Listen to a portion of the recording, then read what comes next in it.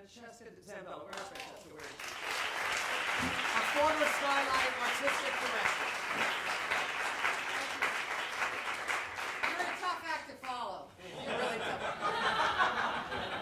I'm just going to talk for a second about Skylight and what it meant to me, because I think what it meant to me is probably what it meant to a lot of us in different ways.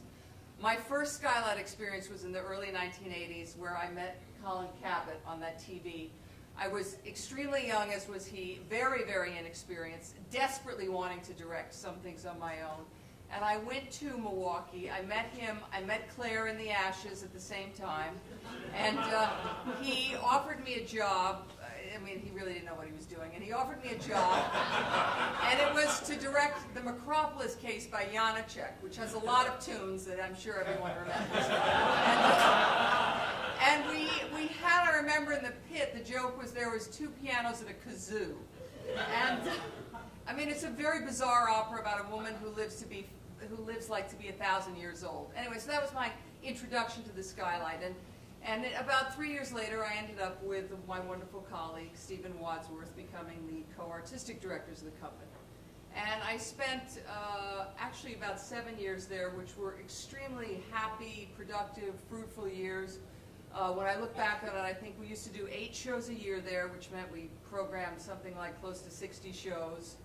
We did, as you know, Gilbert and Sullivan musicals, new works, operas, reviews, and some people who are here tonight were in the kind of fold of the Skylight. And it was, for me, an amazing, amazing time to be able to direct a couple shows a year, plan, produce them, figure out how to make a show work. And there's no question I would have no career now if it weren't for the Skylight. I really feel that I learned my craft as a director there.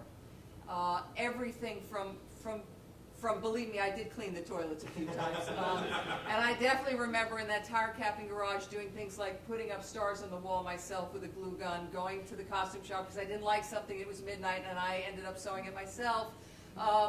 I mean, that really was the spirit of what it was like to work at the Skylight. But what was, I think, more important, and something that I hope that will carry forward in the Skylight, and was something that I want to urge as I wrote to some of the board members this summer.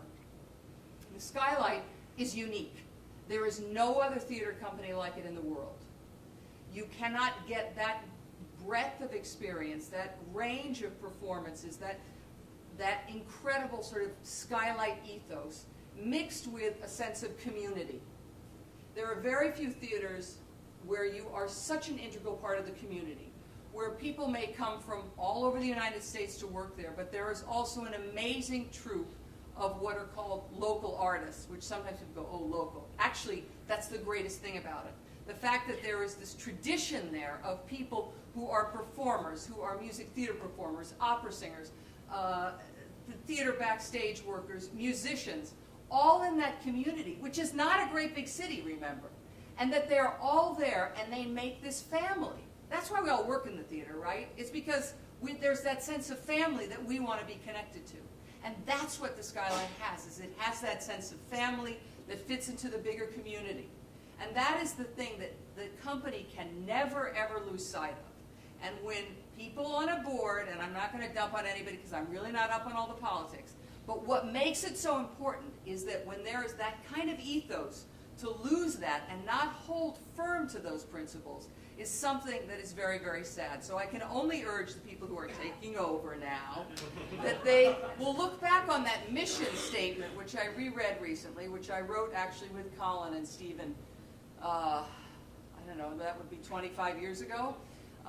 But that mission statement, which talks about different repertory, a mix of all kinds of performers, being an integral part of the community, making art accessible for many people at reasonable prices, performing works in English. Those are all things that are kind of like standard words now. But we wrote that so long ago. When I look back on it, I think that was so forward-thinking. When I think that we would do Gilbert and Sullivan in a prison in Oshkosh, and I'm not kidding, because I remember I was there. But that we would perform back in that tire capping garage, and that now that there is a building which is really a testament to the community, that is a very classy little theater that puts on all these kinds of works. We cannot let go of what that is. And so I really salute and applaud everyone who went to an incredible kind of internet campaign led by people from Milwaukee to really answer to board members and say, no, art is important and local art is important. Because without that, most of us who are here living in New York wouldn't have had these careers without that. Nor would Milwaukee be the kind of city it is without an important institution like the Skylight. So thank you to everyone who has made it possible to keep those policies, to keep the notion of an artistic director, to keep art in the forefront of what the company is. So now let's get back to the fun part. Thank you very, very much, everybody.